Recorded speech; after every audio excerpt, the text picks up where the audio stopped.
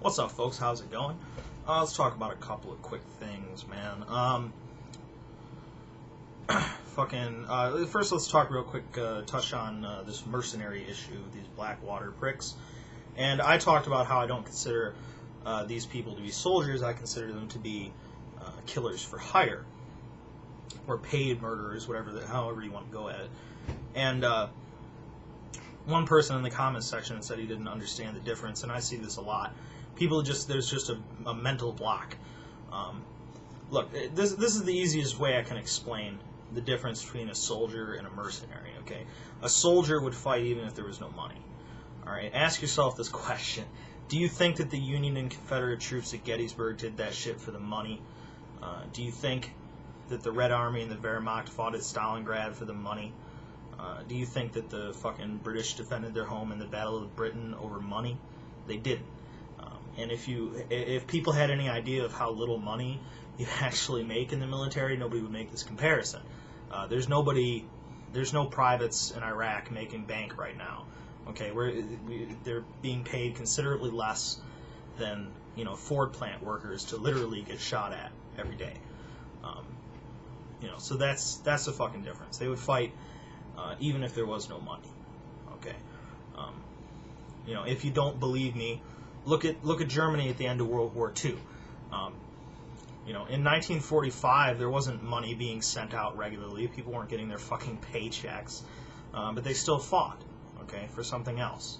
Whether you agree with what their reasons were or not, it doesn't matter. They didn't do it for the money. That's what people need to understand.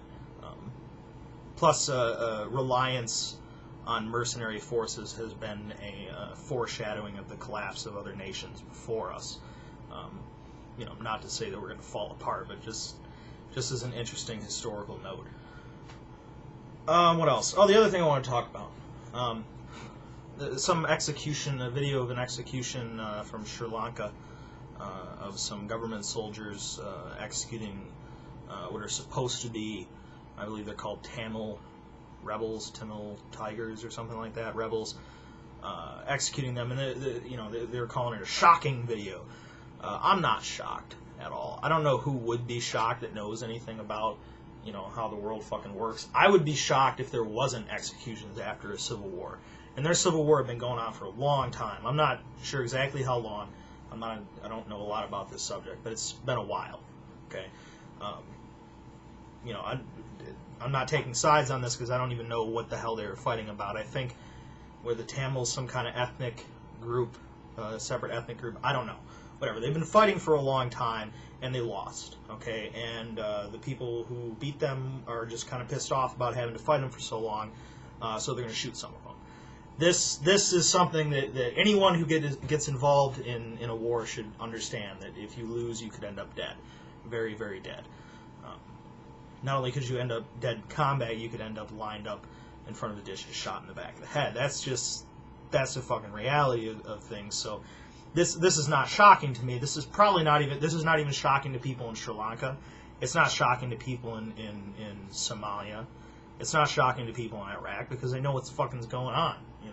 It's shocking to Americans, or stupid Americans, and stupid British people, because it was a British thing I was watching. Not shocking to them. Have some fucking perspective here, okay? That's why the news pisses me off so much. There's no fucking perspective on these issues. And if the rebels had won, they would have done the exact same thing. Guaranteed. I guarantee you, okay? They probably would have even been more hardcore, right? I watched the video. There was some unnecessary beating going on. But I've seen quite a few executions, and this wasn't the cleanest executions I've seen, but they weren't the worst. It looked fairly quick. I can think of much worse ways to die. And, if they actually were rebel fighters, then that's their fucking tough luck. They lost. I'm sorry.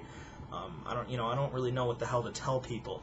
And when I saw the video, the uncensored version of it on YouTube, somebody had written, something like, stop the war, stop the violence. I was like, dude, these people were involved in the war. Okay, you don't get to say stop the violence after you've lost. Okay, trust me. Up until the time that the blindfolds were put on these people and they were shot, they wouldn't have hesitated 1 second to kill the people who were killing them. Okay, they were totally, they were invested in this. They made a commitment, and they lost. And that sucks. This might turn, these mass executions might turn out to be a bad thing for the government of Sri Lanka. It might have the opposite effect of what they wanted to do. We have to let this pan out. But no one should be surprised by this, okay, at all. Like I said, I would be way more surprised if nobody got shot, right? I mean, don't look at when people think of the Civil War, or when they think of Civil War, at least in this country, they think of the American Civil War.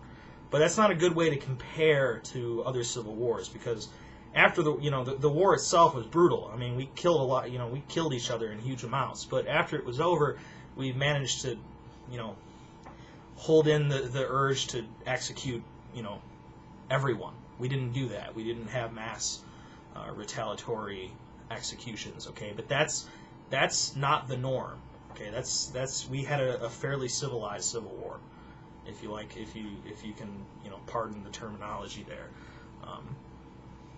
So don't be surprised to see people get executed after a war. Okay, I don't know what else to say. I'll talk to you folks later.